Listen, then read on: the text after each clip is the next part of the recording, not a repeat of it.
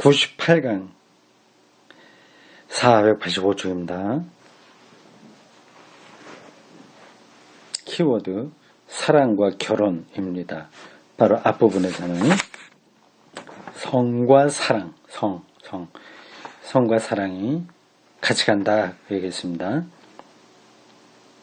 사랑과 결혼입니다. 여기서 조금만 더 생각을 발전시켜 보면 사람이 성관계에 있어서 책임을 계속적으로 져야만 참된 의미의 책임을 지는 것임을 쉽게 알 수 있다. 이러한 구속과 책임이 계속적인 것이 못 될 때에 계속적인 것이 못 될 때에 그 헌신은 쉽게 거짓이나 포기로 변하게 마련이다.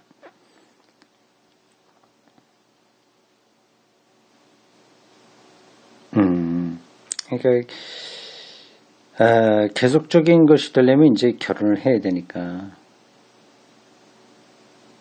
그 얘기를 하는 거죠. 성적으로 자신을 바치는 것이 완전한 의미를 가지려면 거기에 결혼 의사가 존재되어야 한다는 말은 낡은 윤리의 잔재가 아니라 객관적으로 타당성 있는 결론이다.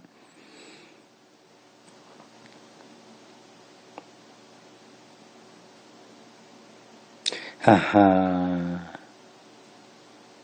요게 그 당시 독일 사회의 성윤리에 대한 비판인 것 같습니다.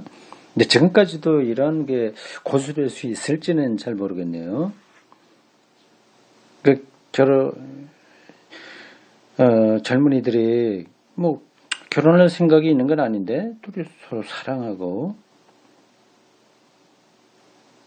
그래서 성관계를 갖는다고 한다면 오늘 요 구절에 따르면 이건 좀 문제가 있다 그래 보이는 거죠.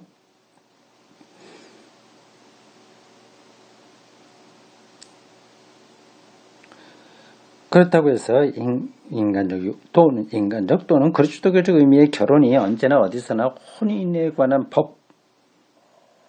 법으로서만 시작된다는 말은 아니다. 공식적인 그런 결혼을 꼭 전제해야만 되는 건 아니다. 그 말인가요? 국가는 자체하고 교회 내에서만 해도 정규적 혼인의 법적 형식이나 법적 효과는 많은 변화를 가져왔다. 겪어왔다. 그렇죠. 그래서 혼인이라는 인간적 현실을 다소간 우연적이기도 하고 또 다소간 합리적이기도 한 혼인 규정과 단순히 같은 사건으로 볼 수도 있을 정도로 변화했다. 말 복잡하네요. 한편 그리스도교 신자는 신앙에 의하여 혼인을 두 사람 사이에 이루어지는 사적인 행사로만 볼 수는 없다. 이것도 좀 보수적인 입장이네요. 가톨릭의 신학자가 쓴 겁니다. 뭐 틀렸다고는 할 수는 없지만 두 사람만이 아니다. 가족관계라고까지 가나요? 봅시다. 그리스도교 신자는 사람과 결혼에 대한 고유한 견해를 가지고 있으며 또 혼인을 공적으로 알리는 일의 가치를 인정하고 있으므로 공개적이며 사회와 교회가 법적으로 인정하는 혼인을 찾아내야 하는 것이다.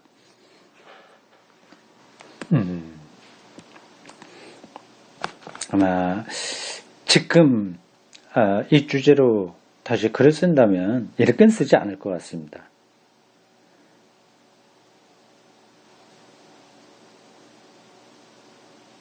점점 우리나라도 결혼을 거부하는 흐름이 많이 나타나고 있죠.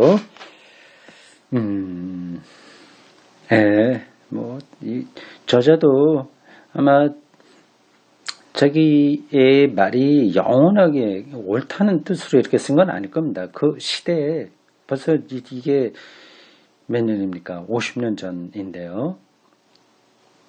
그 시대를 배경으로 해서 쓴 겁니다. 50년 지났으니 지금은 이러한 문제는 크게 달라졌을 겁니다.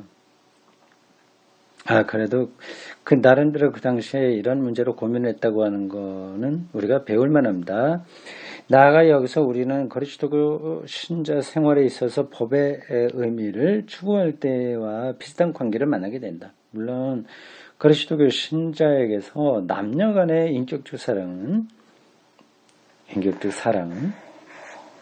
결혼의 불가결한 기초가 되며 신앙의 입각에서 볼 때 결혼은 인간의 약속에 근거할 뿐만 아니라 하나님의 사랑과 예수 그리스도에게 나타난 하나님의 신의가 그 배경을 이룬다는 것을 상기하지 않을 수 없다. 이렇게 결혼의 의미를 중요하게 다룰 수 있습니다. 가톨릭은 훨씬 더 그러니까요. 그러나 부부관계 역시 신앙인의 성숙된 자유의 영웅적 전형이 되는 일은 드물다. 사회나 신앙 공동체 앞에서 혼인의 의사를 표명하는 것은 그 부부에게도 기분의 변덕을 막고 뭐 좋을 때 좋고 나쁠 때 나쁘고 뭐 이런 거 그런 걸 막고 어느 정도의 안전성을 준다. 공적으로 표명한 승낙은 결혼 예식에 나오는 거죠. 단 두 사람 사이에만 표명된 것과 같이 쉽게 철회될 수는 없는 것이다. 뭐 공적으로 나서서 그렇게 하니까 금방 이혼하고 하기는 힘들겠죠. 그러나 이건 뭐 이렇게 본질적으로 중요한 요소는 아닌 것 같습니다. 그런 식에서 검은 머리가 흰 머리가 될 때까지 사랑하겠느냐 뭐 그런 거를 말했다고 해서 이게 그대로 유지되는 것도 아닌데 그래도 그게 하나의 안전장치가 된다 하는 정도 그래 도움은 좀 되겠다 하는 건 모르지만 근본적인 건 안 되죠. 그뿐만 아니라 그리스도교 신자가 볼 때에는 결혼과 하나의 가정을 이루겠다는 각오는 신앙인 공동체에 있어서도 중대한 사건이 된다. 하나님이 사람을 대하듯이 사람을 대하는 것이 그리스도교의 행동이라면 결혼이야말로 이런 의미를 모아 찾아가는 가장 중요한 경우다. 부부 자신과 그 가정이 하나님의 성육된 사랑으로 변화되도록 하는 것이 그리스도교적 결혼의 과업이다. 교회 전체가 그 과업을 세계적 규모로 수행하고 있다면 부부는 그 과업을 소규모로 수행하는 것에 지나지 않는다. 양편은 모두 하나님이 세상을 받아들이셨고 사랑하심을 선포하는 것이며 양편이 다 이 사실을 행동으로 확실히 제시하여 현실적 속량 사업이 되고자 하는 것이다. 속량, 구원이라는 뜻입니다. 가톨릭 교회가 정교회도 마찬가지인데 혼인을 성사, 혼배 성사라고 있습니다. 결혼식도 그들에게는 성찬식처럼 성례예요. 혼인을 성사, 성례전으로 이해하고 있는 이유도 바로 여기에 있다. 개신교 측에서 이에 반대하는 것은 위에 논술한 점을 반대하기 때문이 아니라 혼인과 잘 조화되지 않는 다른 성례전 개념을 가지고 있기 때문이다.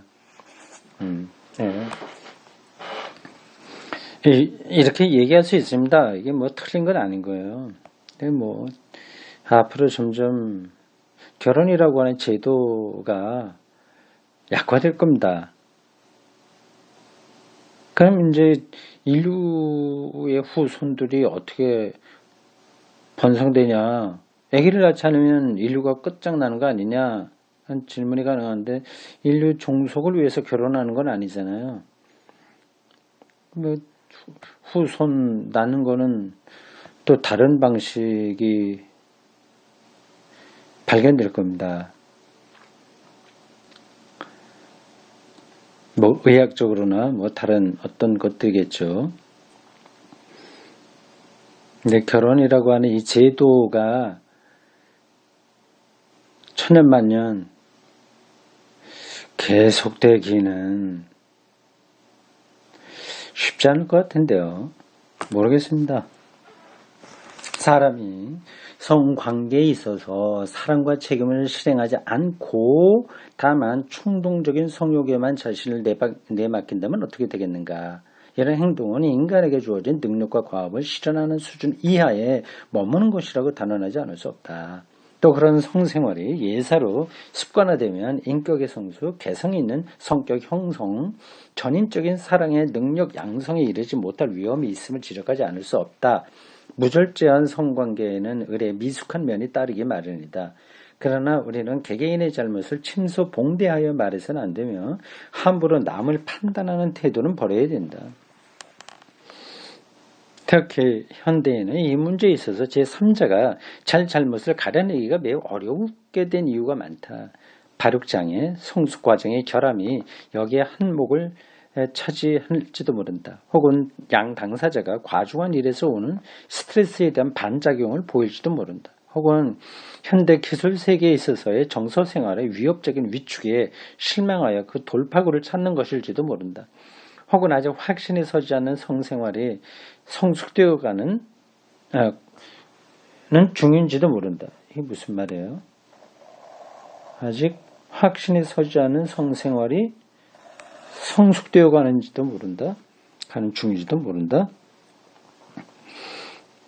이러한 것들을 진지한 의학적 연구와 심리학적 연구 결과에서 있을 수 있는 일로 보고 있다면 교회 내 사람들도 우선 이것을 넓은 마음으로 받아들이고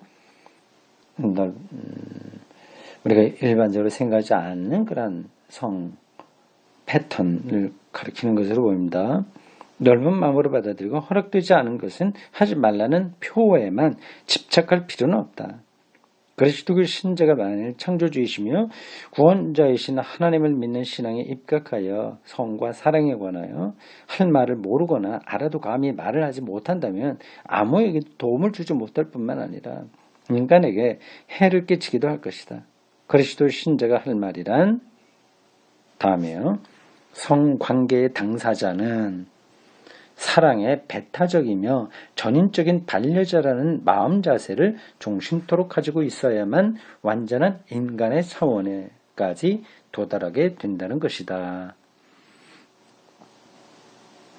여기에는 동의합니다. 성관계의 당사자는 사랑에 배타적이며 전인적인 반려자라는 마음 자세를 계속 갖고 있어야 된다. 다음 패러그래프죠. 키워드 부모의 책임과 피임입니다. 이건 참 제목이 구닥다리죠. 지금 뭐 이런 이슈는 그렇게 많이 언급되지 않습니다. 아니 뭐 언급되지 않은 건 아니죠. 근데 대체적으로 해결은 됐죠. 피임을 갖고서 가타부타 말하지 못하죠. 이 50년 전 가톨릭 교회는 피임을 못하게 했죠. 결혼한 남녀는 하나님으로부터 부모의 지위로 불렸고 또 그로 인하여 하나님의 창조 사업에 특별히 참여할 소명을 받았다. 오랫동안 이에 근거하여 인류의 번식이야말로 결혼의 본연의 첫째 목적이며 이 목적에 따르지 않는 결혼 생활은 죄가 된다는 결론을 내렸었다. 애기 낳는 것은 무조건 결혼의 최대한의 목표로 삼은 거죠. 오늘날에 봐서는 개신교에서나 가톨릭교에서나 이 같은 결혼관이 그대로 유지되고 있는 건 아니다. 결혼이란 우선 남자와 여자의 공동체이며 이 공동체를 통해서 한 몸이 되어 비로소 인간이 되는 것임을 우리는 알고 있다. 순 생물학적인 번식이 아니라 각자의 이기심을 양분하여 해제시키는 새 생명에 대한 사랑의 개방성이야말로 부모됨의 깊은 내적 의미이다. 어떤 부부라도 어떤 사랑에서 이러한 사랑에서 벗어날 수가 없다. 그러나 구체적 사정에 의하여 출산을 제한하거나 또는 완전히 단절할 만한 중대한 이유가 있을 수도 있다. 이 신학자는 가톨릭 신학자인데도 이 피임을 특별한 경우에 허락하네요. 따라서 오늘날 자녀 수의 결정을 부모의 양심에 맡긴다는 말은 순 이기심이나 물질적 이유로 그 이유에서는 집안이 시끄럽지 않게 하기 위해서 계속 돌볼 책임을 피하기 위해서 생활 수준의 저하를 막기 위해서 이건 지금 오늘 젊은 대한민국 젊은이들이 생각하고 있는 결혼 기피 혹은 애기 낳지 않는 이유이죠. 힘들다 이거죠. 그 애기 키우는 것으로 자신들의 인생을 이렇게 희생당하지 않겠다고 하는 겁니다. 그럼 물질적인 이유로 자녀를 배제한다는 의미는 아니다. 현실로는 그렇게 되어버렸습니다. 현대 사회에서는 자녀 기피 현상이 점점 상승되고 있거니와 이건 벌써 50년 전 그 독일입니다. 이 점에 대해서도 가족 계획의 권리와 필요성을 강조하는 만큼이나 시정책이 강구되어야 할 것이다. 그러나 자녀의 수를 제한하거나 때로는 전적으로 자녀를 피할 참된 양심상의 이유가 있을 수도 있고 이것은 이기적 자녀 기피와는 거리가 멀다.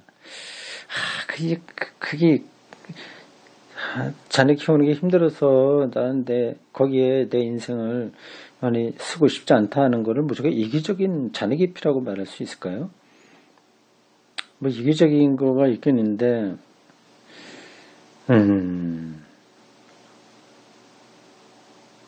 부모, 특히 어머니의 건강 상태가 자녀 양육 임무나 이미 그 출생을 감당하지 못할 수도 있을 것이다. 재정적, 사회적 사정이 건전한 자녀 육성을 위하여 너무 궁핍할 수도 있을 것이며 필요한 주거가 마련되지 못한 경우도 있을 것이다.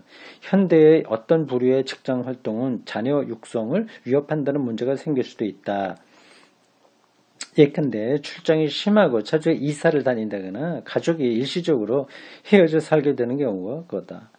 책임 있는 부모는 자녀를 낳기 전에 이런 사정들을 고려해야 한다. 신혼부부도 적당한 만큼의 자녀를 갖기 전에 처음부터 이런 사정을 고려할 수 있을 뿐만 아니라 고려해야 된다.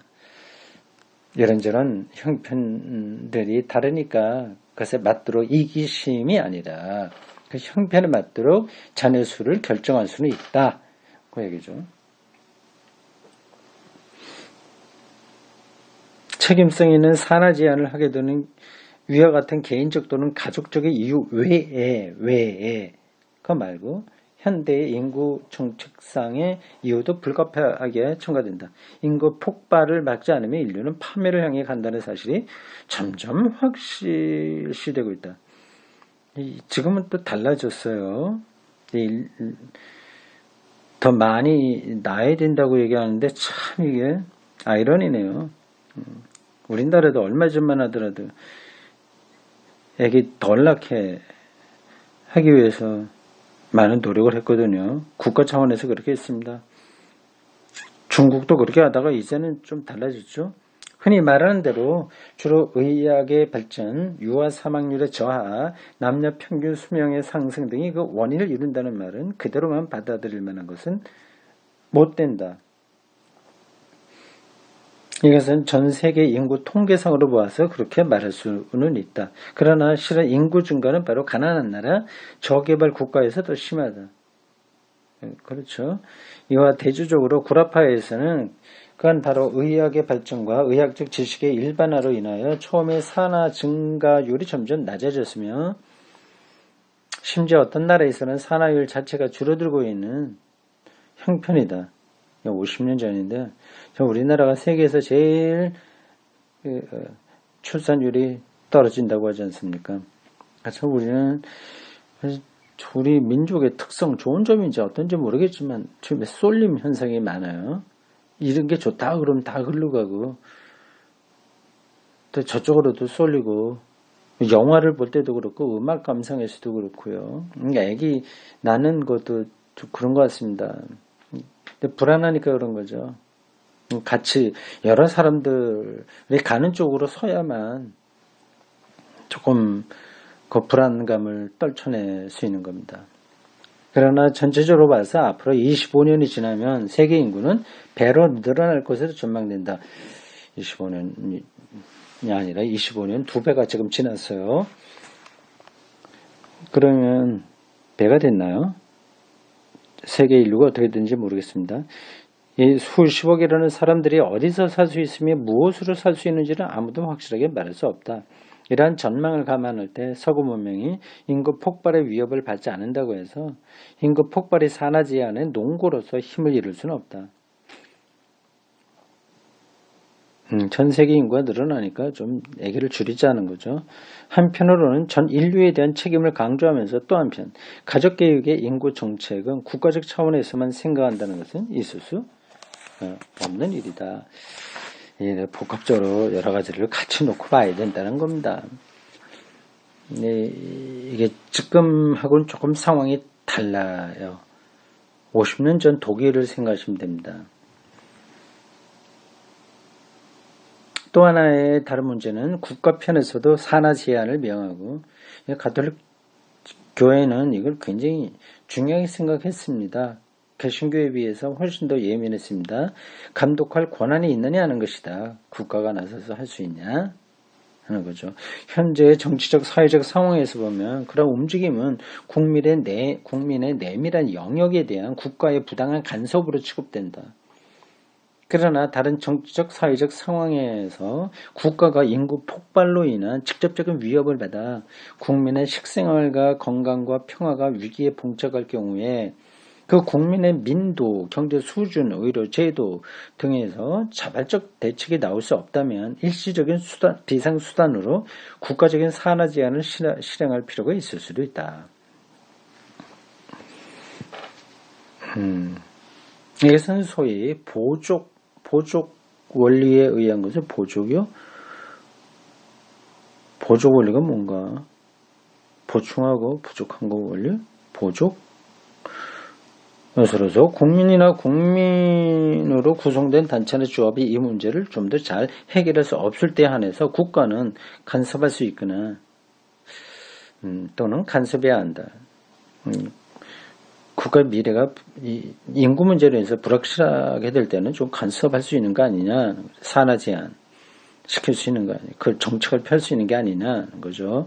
국가의 이러한 간섭은 동시에 경제, 건강, 교육 등의 각 분야를 통한 촉진에 의해서 산하 제한에 대한 국가의 간섭이 되도록 빠른 시일 내에 필요 없게 하기 위해서 노력하고 있음으로써만 정당화되는 것이다.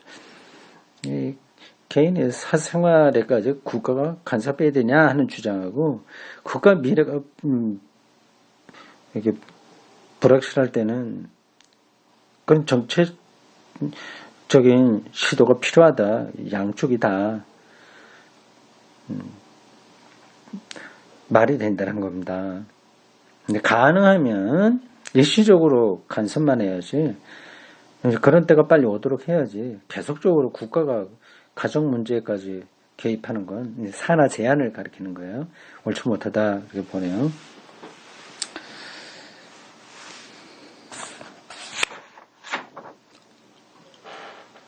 이게 앞에서도 얘기했습니다만 50년 전 독일의 문제예요. 이게 아마 곧 문제가 풀렸을 겁니다. 제가 독일에 1983년 9월에 갔습니다. 한 2년여 있었는데 8월에 갔나. 그때도 벌써 킨더겔트라고 해서 아이들 보조금이 많이 나왔어요. 그것은 산하 제한이 아니라 오히려 거꾸로 가는 거죠. 아기 나면 돈 주는 거니까요. 그때 벌써 독일 사람들은 아기를 적게 낳은 거죠. 그 킨더겔트를 독일 사람들에게만 주지 않고 유학생들, 외국인 노동자들 다 줬습니다. 그런 점에서는 독일이 보편적 복지 좀 잘 돼 있었죠. 산하 제한의 이유가 정당하고 사랑에도 어긋남이 없다면 그것을 실시하는 여러 가지 수단과 방법도 낙태나 수정된 난자의 정착을 막아버리는 방법을 제외하면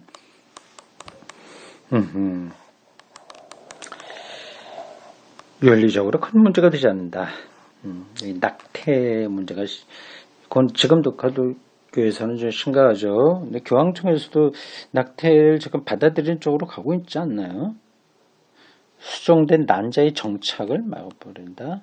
이게 어떤 방법인가요? 낙태는 강제로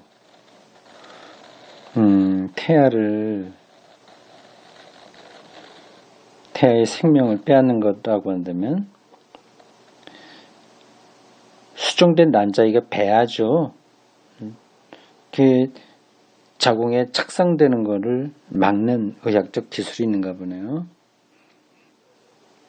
그런 것만 아니면 다른 건 괜찮다.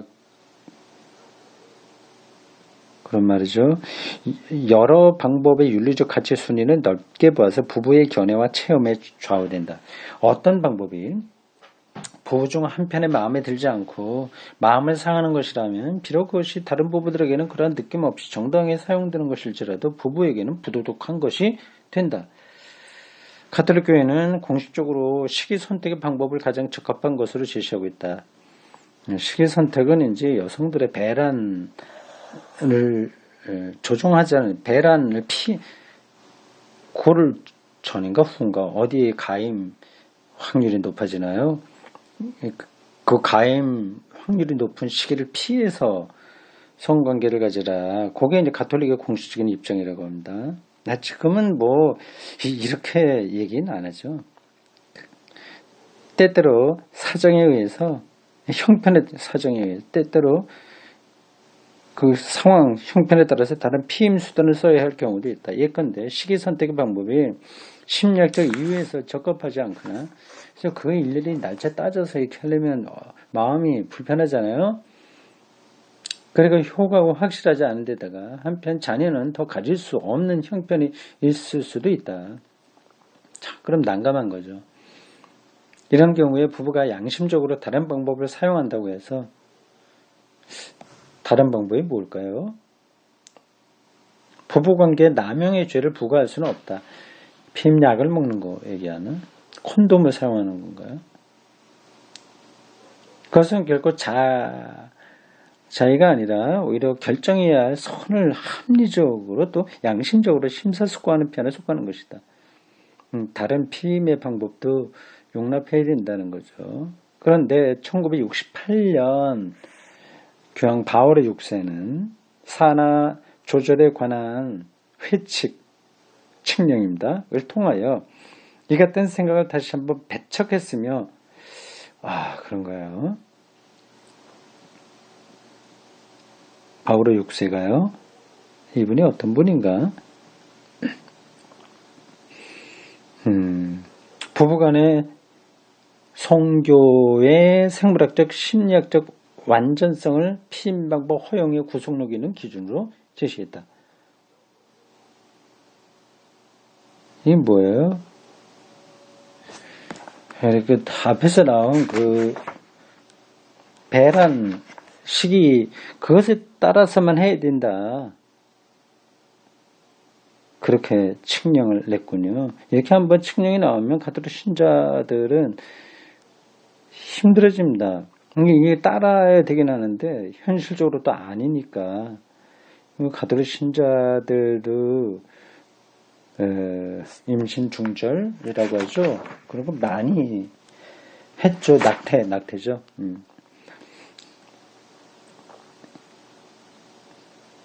이거 참 어렵습니다. 몇 개월까지 태아가 몇 개월까지 낙태가 가능하냐 아니냐 그 기준을 잡는 것도 어렵죠. 어쨌든 바울의 6세가 좀 보수적으로 칙령을 발표했습니다. 그러나 수많은 가톨릭 신학자, 목자, 부부들이 이미 이 회칙에 대하여 제기되어 있는 반론을 계속 지지하고 있다.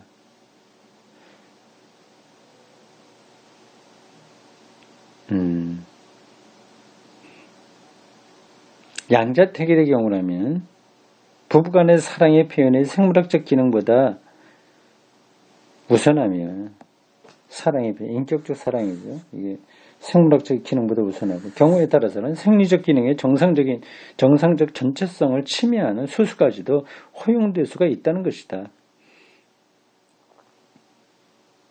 낙태도 받아들여야 된다는 주장이겠죠. 각국의 가톨릭 주교단도 이 문제 관련된 모든 사람들의 양심적 토론을 계속하도록 권고한 바 있고 또 이 문제에 있어서 부부가 책임 있는 양심적 결정을 내리는 경우에는 그것을 그 실천의 회칙의 칙령입니다. 교황 칙령과 일치하지 않는다고 하더라도 존중할 것을 촉구한바도 있다.